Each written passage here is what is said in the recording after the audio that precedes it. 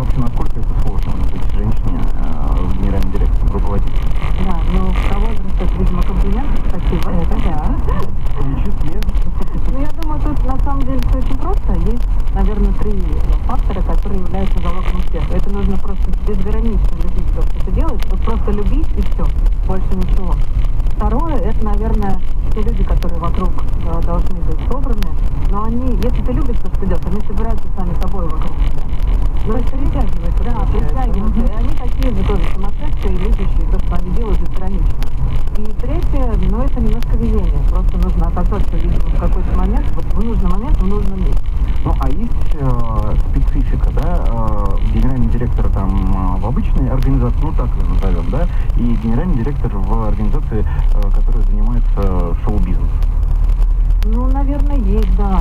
Потому что творческие люди, они же все-таки специальные люди. Да. Спасибо. Специальные люди.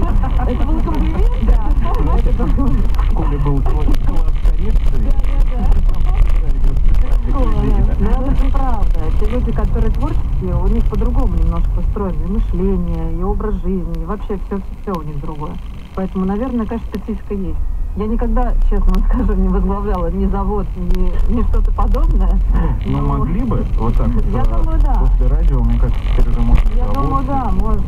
Ну, завод будет, мне кажется, скучным. Ну, что после радио скучновато. Вот, мне тоже так кажется. Не, ну а какое у нас веселье? Ну, несмотря на то, что вроде как шоу-бизнес... Ты на нас посмотри, уже будет все веселье. Не, ну, Евгения Владимировна занимается руководством, да? Помимо того, что здесь такие чудики и специальные люди, как мы, но есть какие-то текущие обязанности и дела, и все это, это все равно рутина, да? Конечно, рутинная часть этой работы, безусловно, присутствует. Но, тем не менее, те люди, с которыми приходится работать, они так или иначе эту рутину всегда превращают в какой-то творческий процесс. И это так здорово. Спасибо, спасибо, мы ценим. 6556, мобильный портал нашего радио. Друзья, у вас есть уникальная возможность задать любой вопрос генеральному директору, нашему генеральному директору. Пишите на мобильный портал, я думаю, мы придумаем какой-нибудь приз за самый вопрос такой... интересный, В конце шоу мы что-нибудь подарим. Напомню, сегодня день генерального директора в России. Скоро продолжим. Александр Бон, Таня Борисова и Игорь Паньков.